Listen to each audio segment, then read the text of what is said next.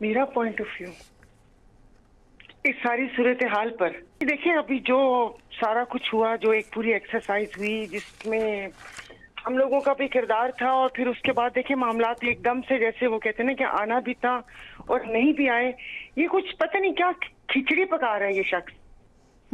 जहां तक जंग जीतने का ताल्लुक है, आप देखें कि वो क्या कहते हैं ना कि वो जज्बा या जिस तरीके से ईरान को उन्होंने अंडर एस्टिमेट किया हुआ था, ईरान वो जंग जीत चुका है। वो उनका आना ही साबित करता था सदर ट्रंप का। तो अब देखिए कि उन्होंने एक अपने ऊपर वो क्या कहते हैं कि क्या उसको लफ्ज बोलते हैं, फॉल्स फ्लैग ऑपरेशन, एक फेक किस्म का ऑपरेशन भी करवाया कि वो जो हमसे हमारी सिक्योरिटी की सूरत हाल पूछ रहे थे, और वो क्या कहते हैं कि अल्हम्दुलिल्लाह पाकिस्तान ने जिस तरीके से सिक्योरिटी दी कि ज़ाहिर है कितने हसास मामले पे बात हो रही थी, और वो कहते हैं कि पत्ता तक नहीं हिला, तो वो अपने व्हाइट हाउस में वो शख्स महफूज ना हुआ। तो वो चले हैं दुनिया को महफूज बनाने। तो बस अब देखिए कहीं तो इस ऊंट को किसी करवट तो बैठना चाहिए। अब वो कह रहे हैं कि ऐसे मामलात हैं वो दुनिया के सामने नहीं आने चाहिए। भाई कौन से सायरा जी, इतना एक संगीन मसला है कि पूरी दुनिया जो है वो इसकी जद में आई हुई है, पूरी दुनिया की मईशत जो है वो इस वक्त दांव पे लगी हुई है। और डोनाल्ड ट्रंप साहब अब ये कह रहे हैं कि हमें मतलब सिर्फ एक फ़ोन कॉल जो है ईरान को हमें कर देनी चाहिए तो मसाइल जो है वो हल हो जाएंगे। सायरा जी, हमारे तो सहाफ़ी हज़रात जो है अच्छे अच्छे ड्रेसेस भी बनवा के बैठे हुए थे पीस टॉक्स के लिए। हाँ देखिए, तो डिजाइनर के ड्रेसेस भी खरीद लिए और सारा कुछ हो गया। और देखें कि जिस तरीके से यहाँ पर पाकिस्तान में पूरा इस्लामाबाद, हमने रातें जाग के गुजारी हैं रातें जाग के गुजारी हैं। और तो वो हम आपस में, आपको पता है पर्चियां भी डल रही थी कि मेन्यू कौन बताएगा, कि सबसे पहले मेन्यू कौन बताएगा। चले हम मजाक में चले गए। तो देखें उनको ये सारी बातें, एक तो वैसे ही जो उन्होंने इस 1-1.5 माह में जो गुफ्तगू, उनके बयानात, जिस किस्म की जुबान इस्तेमाल की, तो वो कोई भी यकीन करने को तैयार नहीं है।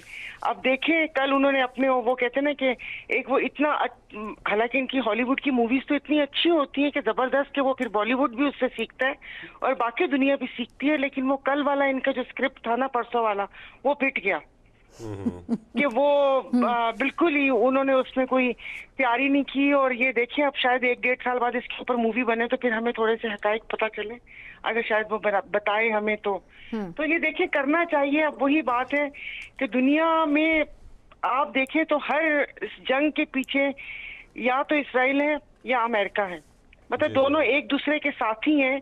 तो ये दुनिया को अमन से रहने क्यों नहीं दे रहे? लेकिन ये जंग कंबल बन चुकी है ना, आप जान तो छुड़ा रहे हैं लेकिन कंबल जान नहीं छोड़ रहे।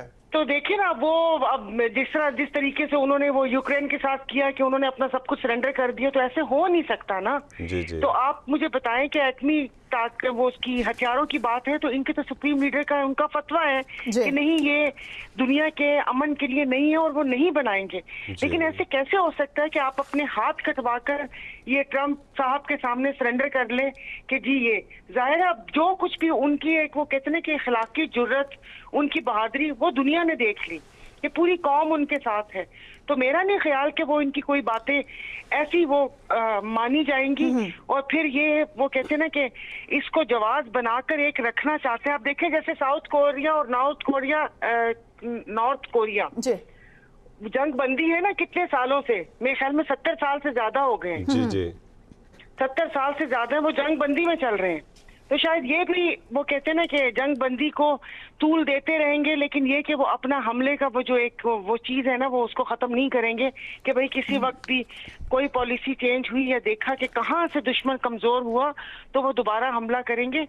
लेकिन अब सारा साहब जंगबंदी जरूर हो, हमारा गला बंदी ना हो ना।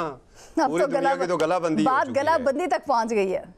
आप देखें ना कि किस तरीके से, और मैं तो कल से परेशान हूं कि हमारे एक वजीर ने आके बोला है कि हमारे पास वो कहते हैं ना कि ये जो रिजर्व हम रख ही नहीं सकते, हमारे पास कैपेसिटी नहीं है। अली परवेज मलिक साहब ने आके बोला।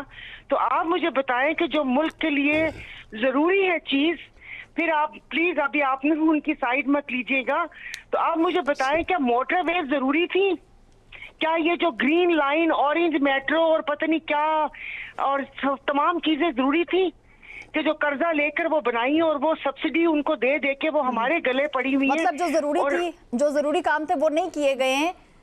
और जो जरूरी नहीं थे वो तमाम तक करके हमें बताया जाता है कि आपके लिए हमने ये कर दिया है। सारा साहब असल में उन्होंने अपनी गाड़ी का हवाला दिया था कि हमारे पास नहीं है, वो निजी शोबे के पास 21 दिन का जखीरा मौजूद है। चले हम देख रहे थे कि बानी पीटीआई जो है वो मौरूसी सियासत के हमेशा से खिलाफ रहे हैं। क्या समझती हैं कि आज कोई अपना होता जिसको वाकई दिल से हमदर्दी होती तो हालात ये ना होते जो आज बानी पीटीआई के साथ हो रहा है? जी आकाशा, बिल्कुल सही है।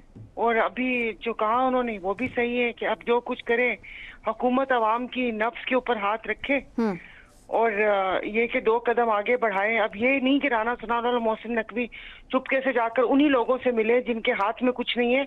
वो तो फिर एक किस्म का वो होता है ना कि जब खून मारने की होती हैं या भाई पीठ में चुरा घोंपना होता है कि जो किसी को भी ना पता हो और आप चुपके से मिलें और उसके बाद वो बात करें। तो अब आपके सामने ये बड़ी तफसील से बता दिया कि अवाम तो जो ये सो कॉल्ड लीडर बैठे हुए इनके साथ नहीं है। और बिल्कुल सही कहा कि अपोजिशन लीडर वो सेनेट के और कौमी असम्बली के दोनों ने मायूस किया। हमने तो सोचा था कि पता नहीं आएंगे तो एटलीस्ट अपनी तकारीर से ही या असम्बली में इतना प्रेशर बिल्ड करेंगे कि वो हुकूमत इस चीज पे कोई एक्शन लेने पे कामयाब हो जाएगी। लेकिन वही बात है कि बस क्या कहे इंसान। तो बाकी ये कि हुकूमत को भी देखे कर लेना चाहिए। अब आप देखें कि वो जी रात पता चला कि उनको लेकर आए और उसके बाद वो चले गए। तो अभी मुझे बताएं कि तबीयत खराब थी तो वो जेल से निकाल कर यहाँ पर आए और चेकअप हुए और ये सारा कुछ, मतलब ये क्या एक्सपेरिमेंट करना चाह रही है? मतलब ये 2 साल इन्होंने चेक किया कि अच्छा भाई ये अवाम देखें, ये ऐसी बात नहीं है कि अवाम निकल नहीं सकती। वो बात ये है कि जाहिर है ये लीडर इस तरह है तो कोई थोड़ा किस बात से खफा होगा। खुदा ना खास्ता इन्होंने कोई ऐसा एक्सपेरिमेंट करने की कोशिश की तो फिर अवाम निकलेगी और फिर ये मामलात इनसे संभलेंगे नहीं। कि इतने तजर्बे पिछले 77 साल से हम तजर्बे ही देखते आ रहे हैं। अब कोई तो अपना मतलब वो कोई किसी सीधी राह पर इस मुल्क को डाल दे कि वो देखें जो जंग हो रही है, खैर वो मुज़ाकरात सब कुछ उठा के वो वहां पर लेकर गए। आप कम अज कम आप अपने घर को देखें, यहाँ पर देखें कि यहाँ क्या चल रहा है। मुल्क की वो कहते हैं कि आपकी खारजा पॉलिसी, दाखिला पॉलिसी, मुल्क में जो सियासी अदम इस्तेहकाम है कि आप इन पार्टीज को बुलाए, ऑल पार्टी कॉन्फ्रेंस बुलाए। मतलब मैं ये नहीं कह रही कि आप कहें कि शायद अपनी पीर साहब पगारा मतलब इस सियासत में वो हैं, मौलाना फजलुर रहमान, बाकी सब आप इनको एक पेज पर लेकर आए। आप इनको कहें कि जाकर ये मामला किसी तरीके से सेटल करवाएं। 3-4 ना आकबत अंदेशों के हाथों में ये फैसला दिया हुआ है कि जिस वक्त आग का मसला हुआ था यही अटक वही साहब थे कि नहीं वो ठीक है, वो ठीक है, इतनी गारंटी से ठीक बोल रहे थे। और आप ये तो खैर ऐसे फिक्रा बोले। अभी जब अलीमा खान साहिबा की बात आएगी कि उनको चेयरपर्सन बना दिया जाए तो देखिएगा इन्हीं पार्टी में से निकल आएंगे लोग कि खान मौरसियत के खिलाफ थे। अरे खान मौरसियत के खिलाफ थे तो फिर गंडापुर का भाई क्यों आया? फिर मुल्तान से एक एमएनए का भाई एमपीए क्यों बना? फिर बाकी फैमिलीज के हर इलेक्शन में बाप बेटा ये वो सारे होते हैं। भाई उन्होंने तो बात की है कि जो जागीर समझ के इस मुल्क में बैठे हुए कि नाना तो नाने के बाद बेटी तो बेटी के बाद पोता नवासा, इस पे उन्होंने बात की थी। लेकिन अब हालात ऐसे हैं कि उनकी बहनों को ही आगे आना चाहिए। अभी आप देखें आज भी एक तस्वीर आई थी, पूरे इतने पंजाब के इनके एमपीएस, केपी के एमपीए, एमएनए बैठे में है, कोई एक इजहार यकजहती के लिए आ जाए। और आपको पता है कौन से भोंडे बहाने बनाते हैं कि जी हम जाते हैं तो वो कहती हैं कि जी ये लालच में आए हैं, ना जाए तो हम पे तंज, यानी कि ये खुद से अपने आप को तसल्लियां देते हैं। लेकिन वो कहते हैं ना कि ये मैंने पहले बोला था और फिर उसके बाद ये सब मेरे पीछे पड़ गए थे कि भाई इनके हिसाब से मामला 1 साल के अंदर निपटना था। और उसके बाद वो कहते हैं कि जैसे हमारे यहाँ पीपल्स पार्टी के पास 2 तस्वीरें, इन्होंने भी वो तस्वीर लेके फिर अगले 20 साल सियासत करनी थी। मगर वो ये कि मामला वो हो गया तो अब इनकी कारकर्दगी पे सवाल उठते हैं कि जो बैठे। अभी आपने नियाजी साहब का बोला कि जी वो सवाबी से वहां से, अरे मतलब अपना सूबा अपनी हुकूमत उधर वहां पर चलकर मतलब क्या प्रेशर बिल्ड करेंगे? सारा सब थोड़ा सा वो ये भी कह रहे हैं सिर्फ एक चीज के मैं चूंकि पीटीआई को कवर करता हूं, आप बिलीव करें कि ना तो यहाँ पर कोई उनका ऑफिस है, सेक्रेटरी इन्फॉर्मेशन जो है वो हर वक्त उनका काम है कि जो बीट रिपोर्टर्स के साथ राब्ते में रहे।